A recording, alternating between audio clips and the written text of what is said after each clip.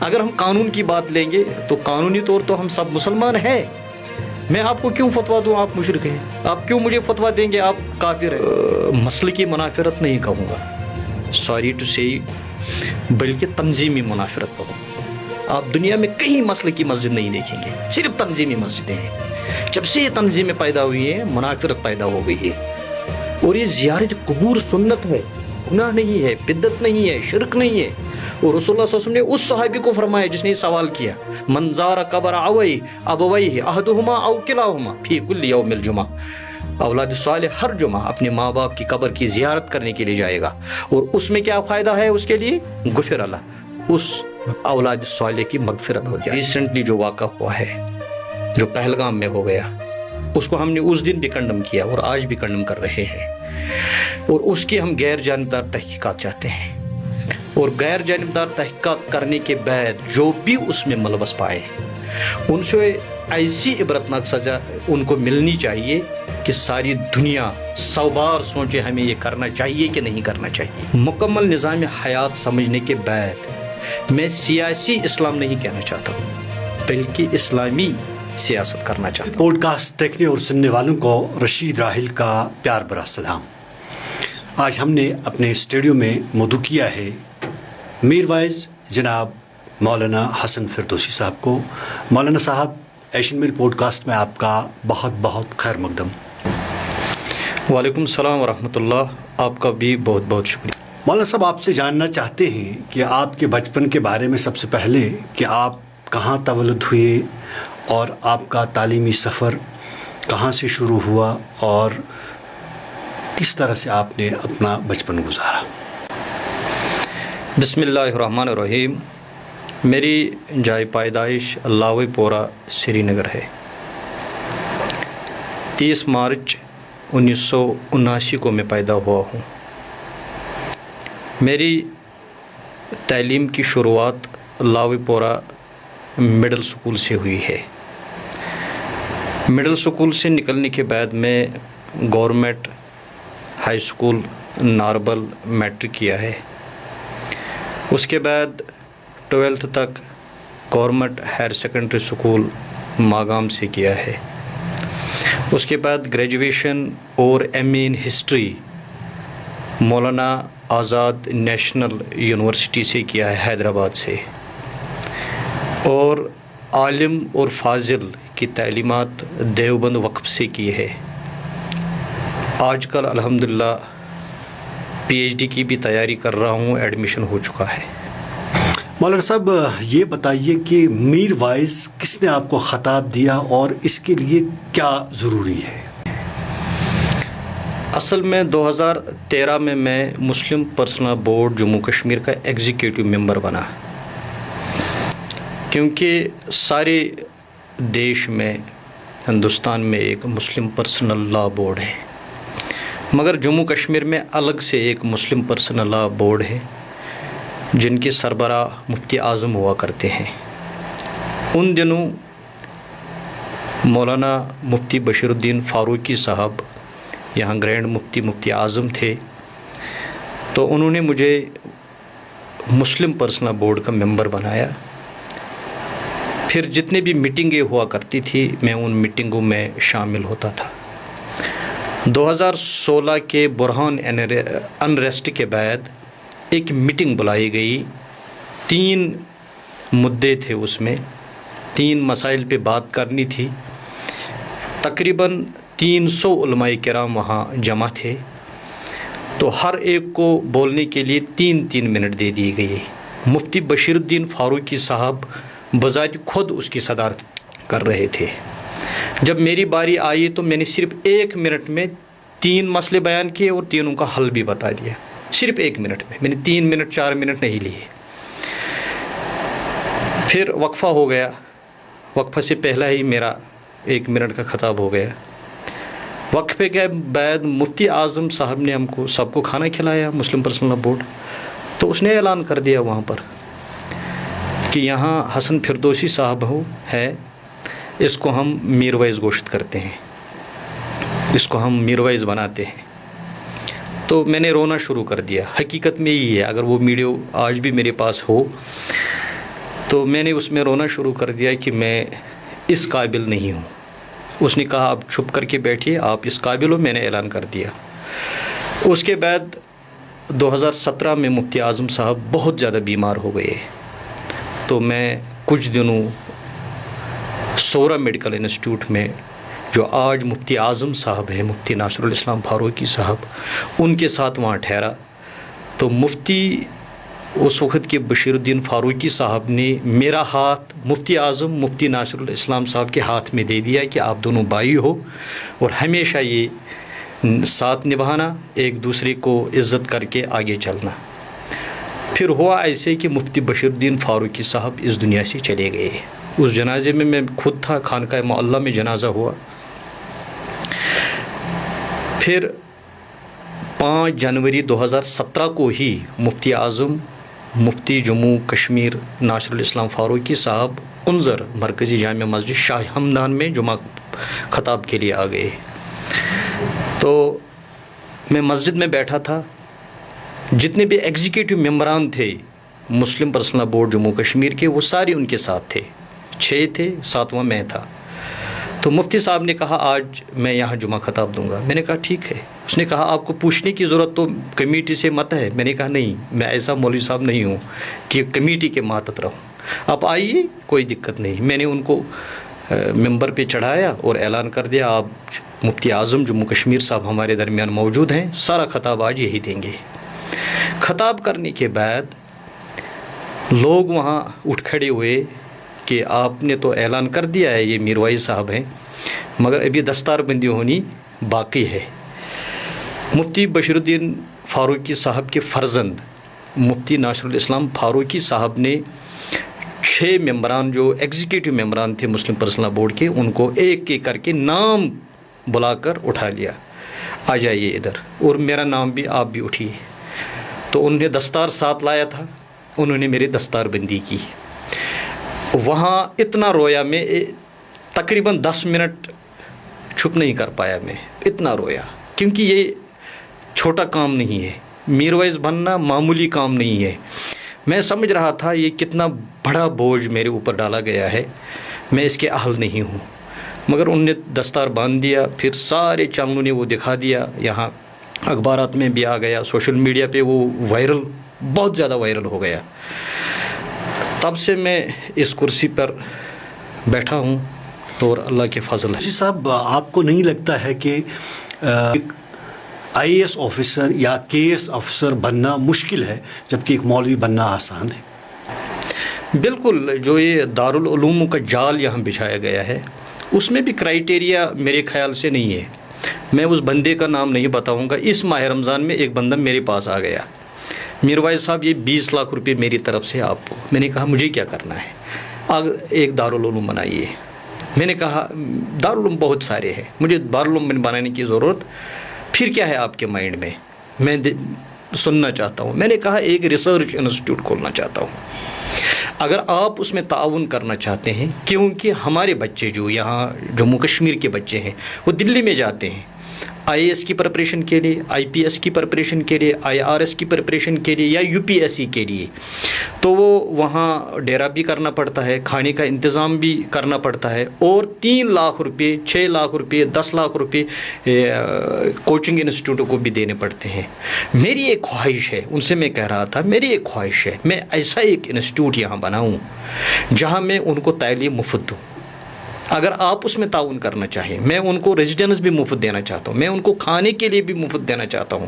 اس نے کہا میروائز صاحب آپ کی سوچ بہت بلند ہے, مگر میری ایک ایڈوائس ہے, آپ فری میں پڑھائیے مگر کھانے سے پیسے لیجیے, رہنے کے پیسے لیجیے ان سے, کیونکہ ان کو بھی لگے ہم کچھ کنٹریبیوٹ کر رہے ہیں. میں نے ان کے ساتھ اتفاق کیا اور اس پہ میں کوشش کر رہا ہوں. اگر اللہ نے چاہا, دارالعلوم بہت زیادہ ہے, اور ان دارالعلوموں سے کیا ہوا یہ بھی میں آپ کی وساطت سے قوم کو کہنا چاہتا ہوں.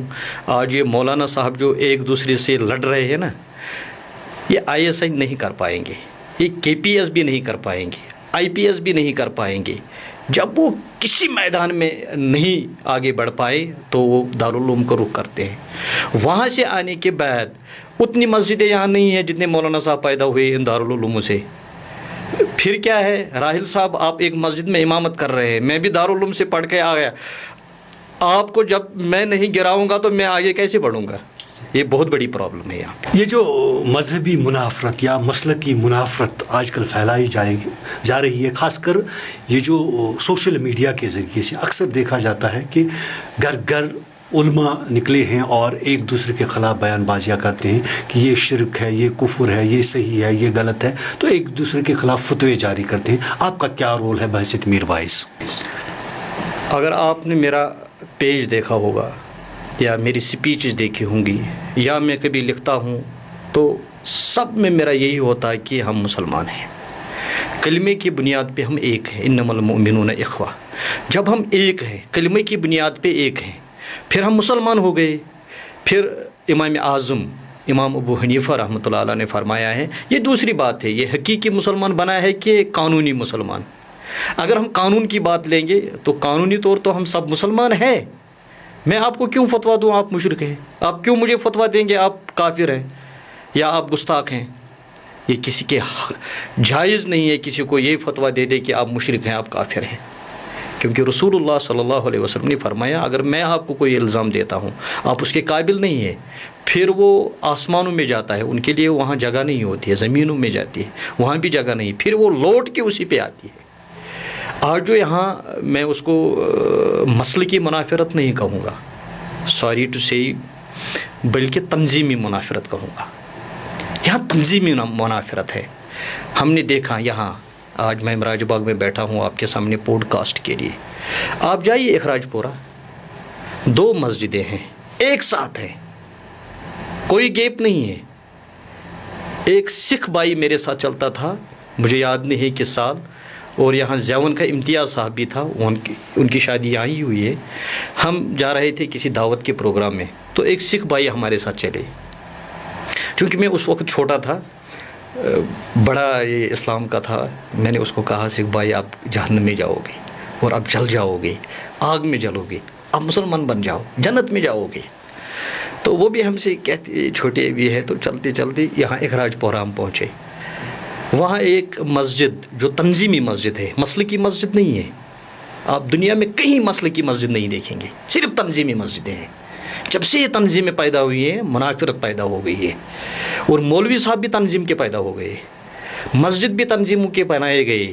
جیسے وہ تعویذ لگاتے ہیں نا، مسجدوں کو تعویذ لگائے گئے ہیں بورڈ کے بدے، بورڈ ہے وہ ان کے تعویذ ہیں، اور یہ بھی شرک ہے، یہ تنظیم کا بورڈ لگانا بھی شرک ہے۔ اور میں نے خود اپنی آنکھوں سے دیکھا ہے، مسجد کو 2 حصوں میں بانٹا گیا ہے تنظیم کی بنیاد پہ۔ کیا اسلام میں مقدم نہیں ہے اتحاد؟ مقدم نہیں ہے اتفاق؟ کیا اسلام میں مجھے آپ کے خلاف بولنا جائز ہے؟ اسلام میں آپ کی عزت کرنا جائز ہے میرے لیے۔ مولانا یہاں میں آپ سے ایک اور مگر یہ کہنا چاہوں گا، وہاں ایک پلنتھ دیا ہوا تھا ایک مسجد کا، مگر بورڈ لگا تھا تنظیم کا، یہ کس تنظیم کی بن رہی ہے؟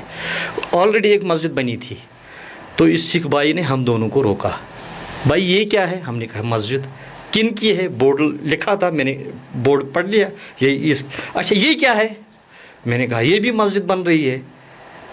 اس نے کہا یہ کن کی مسجد بن رہی ہے؟ اس میں بورڈ لگا تھا، کیونکہ ہم پہلے بورڈ لگاتے ہیں پھر بناتے ہیں۔ للہیت اس میں نہیں ہوتی ہے، تنظیم کو خوش کرنا ہوتا ہے، اللہ خوش نہیں ہوتا ہے ایسے۔ جب ہم نے یہ بورڈ بھی پڑھا یہ اس تنظیم کا ہے، اس نے کہا بھائی صاحب مجھے یہ بتائیے ان دونوں میں سے مسلمان مسجد کون سی ہے؟ میں لاجواب ہو گیا، میں کیا کہتا؟ یہی تو مسئلہ ہے۔ کیا آج سارے ہندوستان میں دلت مسلمان نہیں ہوتے؟ اسی تنظیم پرستی نے ان کو روک دیا۔ چلیے آپ۔ مولانا صاحب میں یہ جاننا چاہتا ہوں کہ کشمیر میں جہاں تک اسلام کا ظہور ہوا ہے، حضرت شاہ ہمدان رحمۃ اللہ علیہ نے یہاں اسلام جو لایا ہے، لیکن اس وقت جو صورتحال تھی انہوں نے ایک کلچر کے حساب سے میں کہوں گا اس اسلام کو پھیلایا ہے، اور صدیوں سے یہاں لوگ اسی کلچر کی بنیاد پہ اسلام کے تابعہ ہیں۔ لیکن آج کل کی جو تنظیمیں ہیں یا آج کل کے جو علماء ہیں، اکثر کا یہ کہنا ہے کہ یہ شرک ہے، یہ بدعت ہے، یہ صحیح اسلام نہیں ہے، تو آپ کا اس بارے میں کیا خیال ہے؟ اصل میں آپ کو یہ کریکٹ کروں کہ یہاں کی اسلامی بنیاد جس نے ڈالی ہے سید عبدالرحمن بلبل شاہ ترکستانی رحمۃ اللہ علیہ، انہوں نے ڈالی ہے۔ کوٹا رانی کو انہوں نے مسلمان بنایا ہے، جو یہاں کے بادشاہ تھے اس کو بھی انہوں نے مسلمان بنایا ہے۔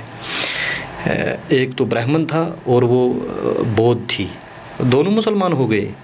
پھر 700 سادات لے کر امیر کبیر میر سید علی ہمدانی رحمۃ اللہ علیہ یہاں وارد ہوئے۔ وشنو کے ساتھ اس نے بحث کی، خانقاہ معلیٰ میں بحث ہوئی وشنوا کے ساتھ، وشنوا ٹک نہیں پائے ان کی دلیلوں کے سامنے۔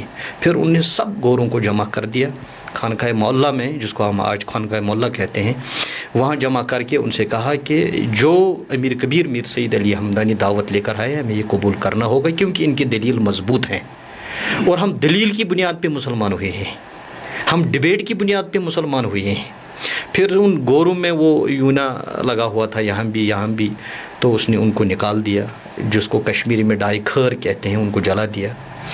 تو تب سے ہم مسلمان بنے۔ پھر یہ خانقاہی نظام پھر چلتے چلتے یہ شرک نہیں ہے۔ اصل میں ایک حدیث کہنا چاہوں گا آپ سے۔ حضرت عائشہ رضی اللہ تعالی عنہ رسول رحمت صلی اللہ علیہ وسلم کے پاس آئی، وہ ہماری ماں ہے، مومنین کی ماں ہے، 200 کروڑ دنیا میں مسلمان رہتے ہیں، ان کی ماں ہے۔ اس نے عرض کیا یا رسول اللہ صلی اللہ علیہ وسلم جب میں قبرستان جاؤں، قبرستان جا کر میں کیا پڑھوں؟ آج ساری دنیا کے مسلمان ہی پڑھتے ہیں، السلام علیکم یا اہل القبور یغفر اللہ لنا ولکم انتم سلفنا ونحن بالاثر وانا انشاء اللہ للاحقون ونسأل اللہ لنا ولکم العافیہ۔ رسول رحمت صلی اللہ علیہ وسلم نے عائشہ صدیقہ کو قبرستان جانے منع نہیں کیا۔ اگر میرے جیسا کم ظرف مولوی ہوتا تو اس کو کیا آپ کو کیا کرنا ہے وہاں پہ، مگر نبی صلی اللہ علیہ وسلم کو سکھایا ہے، یعنی عورت بھی جا سکتی ہے۔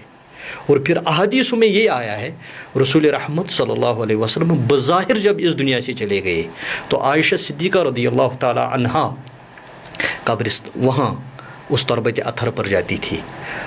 وہ فرماتی تھی کہ میرا یہ دائیں مبارک اور چہرہ مبارک کھلا ہوا تھا، کیونکہ مجھے پتہ ہے میں اپنے شوہر کے پاس جاتی ہوں۔ یاد رکھیے گا میں کیا کہہ رہا ہوں۔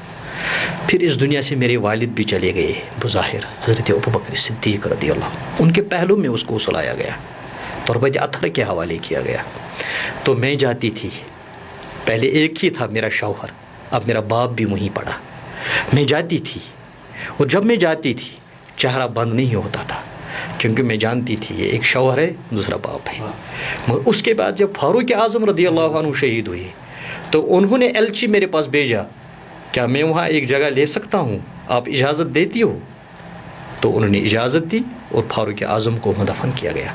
احادیث میں آیا ہے رسول رحمت صلی اللہ علیہ وسلم کی زوجہ محترمہ حضرت سیدہ عائشہ صدیقہ رضی اللہ تعالیٰ عنہ مشدودۃ علی ثوبی، اب میں جب جاتی تھی، جب فاروق اعظم وہاں تربت اطہر کو حوالے کیے گئے، میں نہیں، پردہ تو پہلے بھی تھا، مگر چہرہ ڈھانپ کے جاتی تھی۔ پہلے چہرہ بند نہیں ہوتا تھا، صرف چہرہ، کیونکہ شوہر کے پاس چہرہ کھلا ہونا کوئی عیب نہیں، باپ کے سامنے چہرہ کھلا ہونا کوئی عیب نہیں۔ مگر جب فاروق اعظم وہاں دفن کیے گئے تو اس نے کہا، کیونکہ یہ ایک خاوند ہے، شوہر ہے، دوسرے والد ہے، ان کے ساتھ کوئی رشتہ نہیں، ایمان کا رشتہ ہے، میں ان کی ماں ہوں، مگر ان کے ساتھ میرا کوئی رشتہ نہیں ہے، مشدودۃ علی ثوبی۔ پھر میں جب بھی جاتی تھی اس قبرستان میں، وہ قبرستان ہی ہو گئے پھر، تو میں جب جاتی تھی ادھر مشدودۃ علی ثوبی، میں اپنا چہرہ بھی چھپا کر جاتی تھی۔ اس کا مطلب یہاں یہ نکلتا ہے کہ جو ہماری ماں بہنیں زیارت گاہوں پہ جاتی ہے یا قبروں پہ جاتے ہیں، اگر وہ باضابطہ طور پردہ کر کے جائیں گے تو کوئی گناہ نہیں، شریعت کے مطابق جائیں تو کوئی گناہ نہیں۔ اور مرد کے لیے تو ایک حدیث میں رسول اللہ صلی اللہ علیہ وسلم نے فرمایا، وہ لمبا حدیث ہے مگر اتنا ہی میں آپ کو، جابر بن عبداللہ رضی اللہ عنہ ان کی روایت کرتے ہیں، طبرانی کی حدیث مبارک ہے کہ رسول اللہ صلی اللہ علیہ وسلم نے ماں باپ کے حقوق بیان کیے۔ نماز کے بعد ایک صحابی کھڑا ہو گئے، جابر بن عبداللہ فرماتے ہیں یا رسول اللہ صلی اللہ علیہ وسلم، میرا ماں بھی اس دنیا سے چلی گئی ہے، میرا باپ بھی اس دنیا سے چلا گیا ہے، میں تو یہ ثواب نہیں کما سکتا ہوں۔ فرمایا کوئی گھبرانے کی ضرورت نہیں ہے، من زار قبر ابویہ، آپ کا باپ زندہ تھا، آپ کی ماں زندہ تھی، آپ اس کے چہرے کی طرف دیکھتے تھے. جس طرح قرآن کو دیکھنا عبادت ہے، کعبے کو دیکھنا عبادت ہے، اس طرح ماں اور باپ کے چہرے کو دیکھنا بھی عبادت ہے. مگر اب جب ماں اور باپ آپ کے سامنے نہیں ہے، وہ قبر میں دفن ہے، اب کیا کریں گے؟ چہرہ تو نہیں دیکھ سکتے. پھر فرمایا من زارا، جس نے اب زیارت کی، قبرہ قبر کی، ابوئی ہے ماں باپ کی، احدہما ان دو میں سے ایک کی، او کلاہما یا دونوں کی. دیکھیے حدیث کتنی پیاری حدیث ہے. جس نے اپنے باپ کے قبر کی زیارت کی، جس نے ماں کے قبر کی زیارت کی، یا جس نے دونوں کی قبر کی زیارت کی. یہ زیارت قبور گناہ نہیں ہے، یہ سنت جناب محمد رسول اللہ صلی اللہ علیہ وسلم، عملی سنت بھی ہے اور قولی سنت بھی ہے. عائشہ صدیقہ نے ڈھونڈا، اس کو شب برات ہم کہتے ہیں. کہاں پائے؟ مزار بقیع میں. مزار بقیع تو مدینہ طیبہ میں ہے، اور مدینہ طیبہ میں جب جاتے ہیں اس تربت اطہر پر، اس قبر کو میرا جان قربان، میری جسم قربان، میری ماں باپ قربان، میری بھائی قربان، بہنیں قربان، بچے قربان، اس تربت اطہر کے پاس میں گیا ہوں مگر ٹھہر نہیں پایا، کیونکہ وہاں جانا کوئی معمولی بات، یہ معمولی بات نہیں ہے، آسان بات نہیں ہے. بابر جبریل سے نکل کر 33 کنال زمین پہ ایک قبرستان مشتمل ہے جس کو مزار بقیع کہتے ہیں.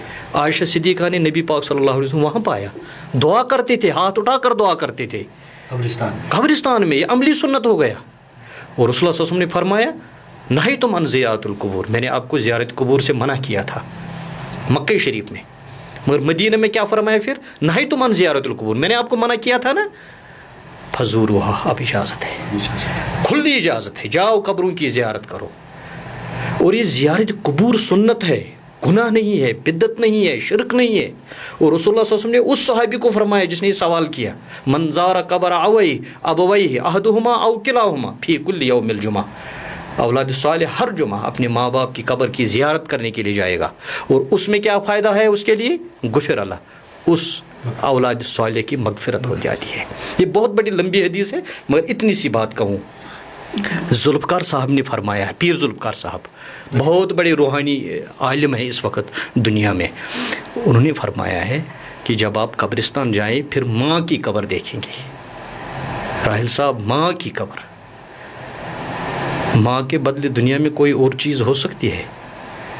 نبی رحمت صلی اللہ علیہ وسلم فرمایا الجنت تحت من اقدام امہات. اگر آپ کو جنت دیکھنا ہے تو وہ جنت آپ کے ماں کے قدموں کے نیچے ہے. یہ نہیں فرمایا جب تک وہ زندہ ہے، یہ نہیں فرمایا مرنے کے بعد ختم. پیر ذوالفقار صاحب فرماتے ہیں کہ جب آپ قبرستان جائیں گے پھر اپنے ماں کی قبر دیکھیے، قدموں تلے وہاں بھی بیٹھ سکتے ہیں، وہاں ماں کے قدموں تلے بیٹھیے کیونکہ وہاں جنت ہے. باپ کی قبر دیکھیں گے تو سرہانے کی طرف بیٹھیے، ماں کی قبر جب ہو تو قدموں کے نیچے بیٹھیے. ماشاءاللہ، بہت بڑی بات ہے.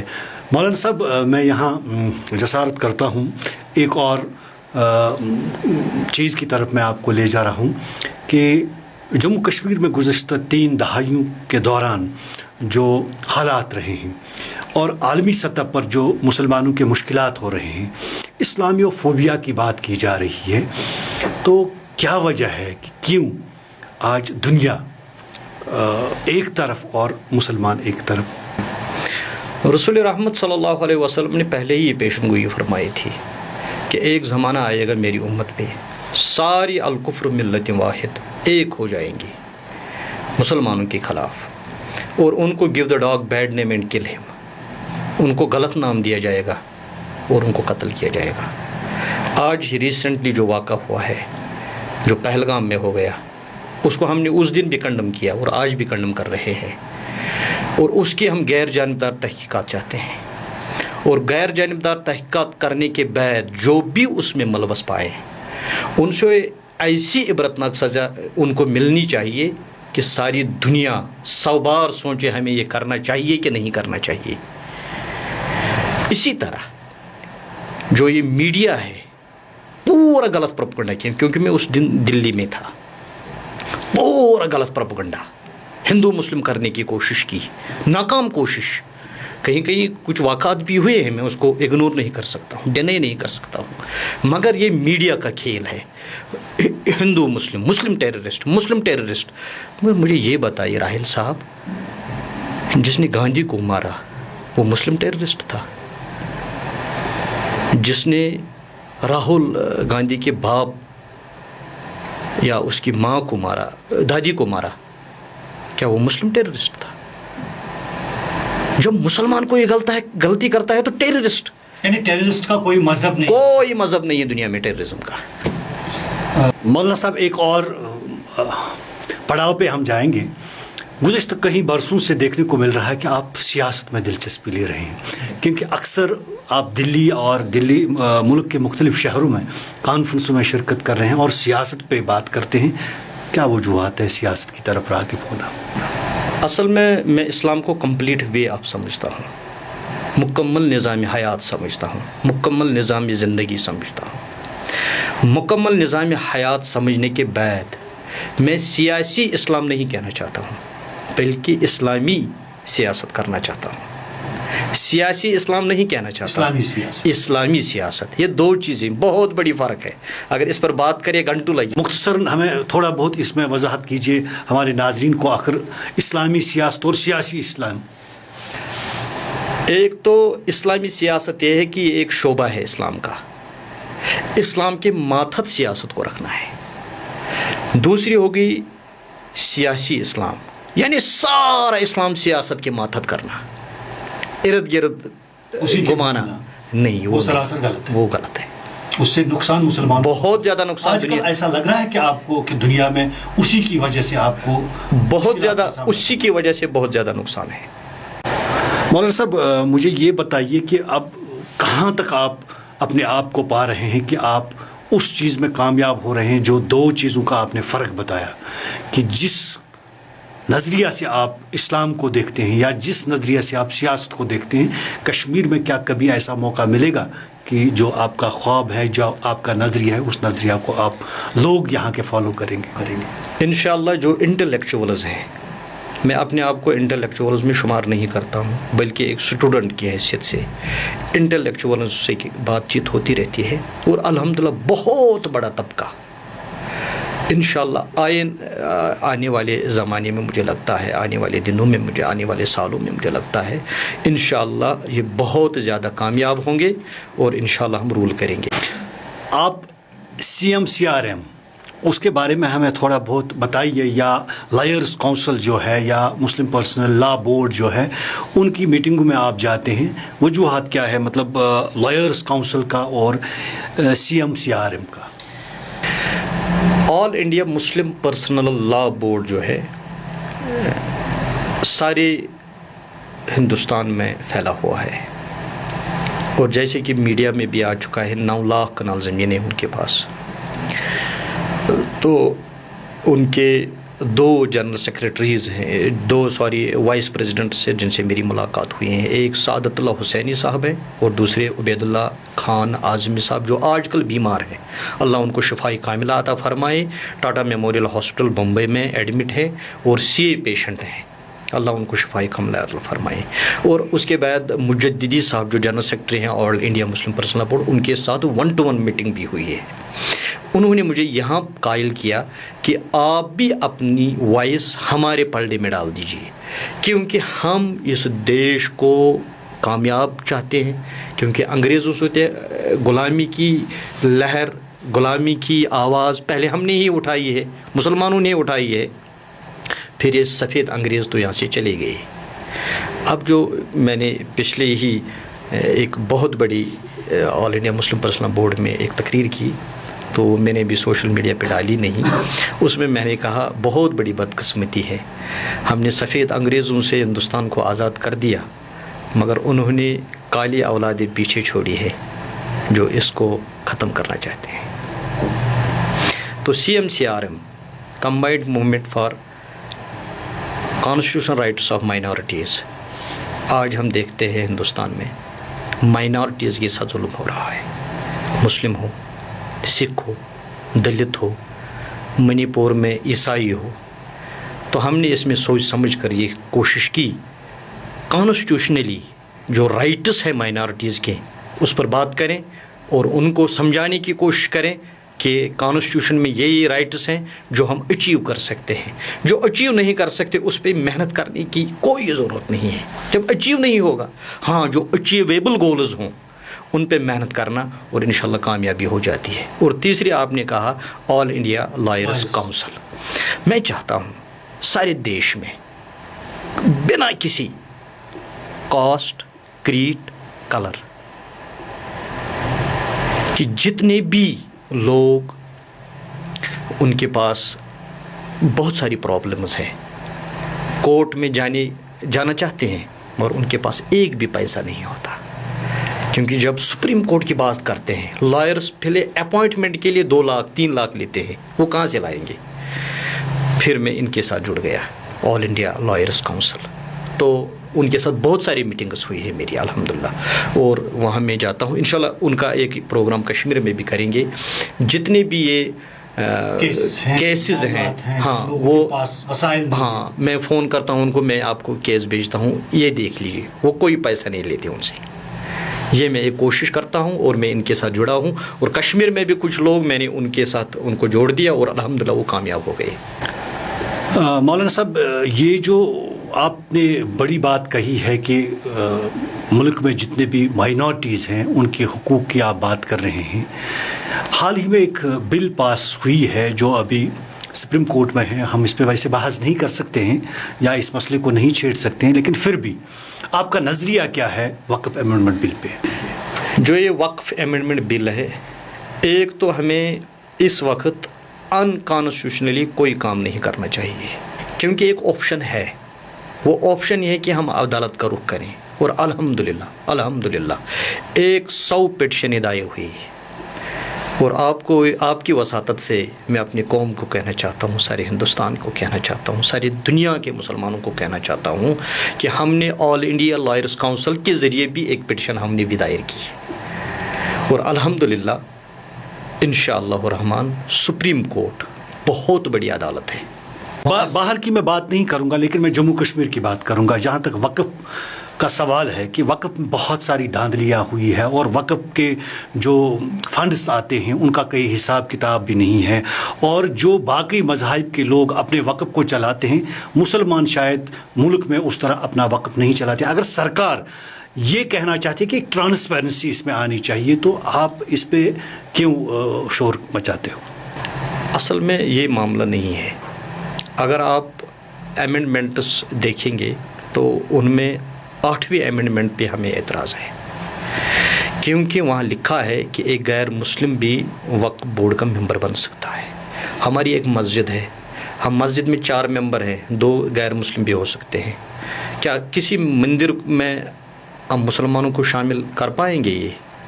اس پہ ہمیں اعتراض ہے. ہاں جو آپ نے بہت بڑی بات, ٹرانسپیرنسی, اکاؤنٹیبلٹی, یہ لازمی چیز ہے. اگر میں نااہل ہوں, میرے پاس وقف کی پراپرٹی ہے, میں نااہل ہوں, یہاں 5000 ابھی تو مجھے پورا یاد نہیں ہے, 5000 سے کچھ شرائنز ہیں, ایک بھی ہاسپٹل نہیں ہے, وہی میں کہتا ہوں ایک بھی یونیورسٹی نہیں ہے, کالج نہیں ہے, یونیورسٹی نہیں ہے. یہاں صرف وشنو دیوی مندر ایک ہے, ہاسپٹل بھی ہے, یونیورسٹی بھی ہے. جیسے بینک قرض فراہم کر رہا ہے, وقف بھی قرض کر سکتا ہے, مگر نہیں کر پاتے ہیں کیونکہ ایک مافیا تھا. اس کو اگر سرکار سدھارنا چاہتے ہیں تو میرے خیال سے اس کے ساتھ ہم ہیں, وہ ہونا چاہیے, اکاؤنٹیبلٹی ہونی چاہیے, احتساب ہونا چاہیے. اور اگر وہ سرکار یہ چاہتی ہے کہ جتنی بھی زمینیں پڑی ہیں, سالوں سے پڑی ہیں, وہاں یونیورسٹی بنائے, کالج بنائے, ہاسپٹل بنائے, ہم ان کے ساتھ ہیں. مولانا صاحب, یہاں ایک اور بات کی طرف آپ کا توجہ مبذول کرانا چاہتا ہوں کہ وادی کا جہاں تک ہم دیکھتے ہیں کچھ برسوں سے یہاں ڈرگ مافیا بڑا سرگرم ہوا ہے, اور ہر گھر میں کوئی نہ کوئی متاثر ہو رہا ہے, اور خاص کر نوجوان طبقہ بے راہ روی کی طرف جا رہا ہے, ڈرگ کی طرف جا رہا ہے. تو بحیثیت میر وائز اس حوالے سے آپ کیا کرتے ہیں؟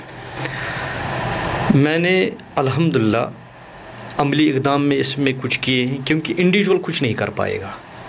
ایک میں سوچ, یہاں میں نے بہت سارے انٹلیکچوئلز کے ساتھ بات کی تھی کہ ہمیں ان کے خلاف کڑی سے کڑی کارروائی کرنی چاہیے, ہمیں ہر ایک آنکھ گورنمنٹ کی اوپ نہیں رکھنی چاہیے. ہماری بھی خود بھی کھڑا ہونا چاہیے. ہماری بھی کچھ ذمہ داری ہے. میں باپ ہوں, کیا جو میری فیملی ہے مجھے فیملی کے بارے میں نہیں پوچھا جائے گا؟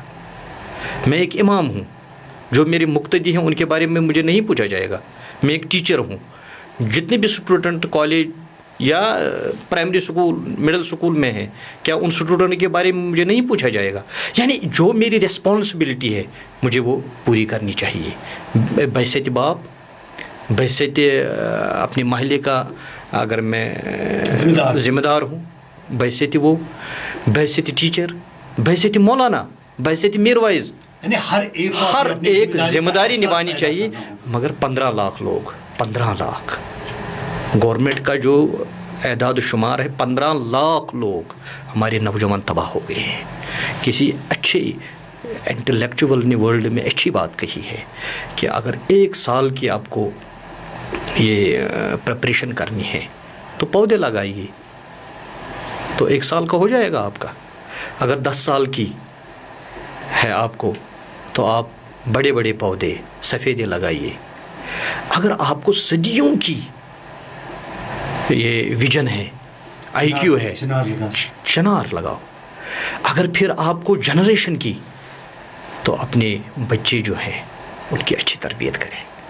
جب ہمارے قوم کے نوجوان بگڑ جائیں گے تو اس معاشرے کا کیا ہوگا؟ اب آپ نے بہت ہی قیمتی باتیں ہمیں بتائی اور امید کرتے ہیں کہ ہمارے ناظرین کو یہ پسند آ گئی. کیا آپ کا آخری پیغام کیا ہوگا ہمارے ناظرین کے لیے؟ تمام ناظرین کے لیے ایک ہی پیغام ہے. وہ پیغام یہ ہے کہ ہمیں محبت بانٹنا چاہیے, نفرت کو دور کرنا چاہیے, ایک دوسرے کو عزت دینی چاہیے, ذلت نہیں دینی چاہیے. ایک دوسرے پہ سر پہ دستار رکھنا چاہیے, دستار گرا کر پاؤں تلے اس کو روندنا نہیں چاہیے. سب سے یہی گزارش ہے, محبت سے سارا کام ہوگا. انشاءاللہ ساری دنیا کو محبت سے ہی فتح کریں گے. نفرت کو ختم کرنے کے لیے ہمیں اٹھ کھڑا ہونا چاہیے اور ہر سو پیار پھیلانا چاہیے. یہ تھے مولانا میر وائز حسن فردوسی صاحب. انشاءاللہ اگلے پوڈ کاسٹ میں کسی اور شخصیت کو دعوت دیں گے, اور مجھے امید ہے کہ آپ اس پوڈ کاسٹ کے بارے میں اپنی رائے کا ضرور اظہار کریں گے اور اپنے کامنٹ باکس میں کامنٹ لکھیں گے, اور انشاءاللہ پھر ملاقات ہوگی. تب تک کے لیے اللہ نگہبان.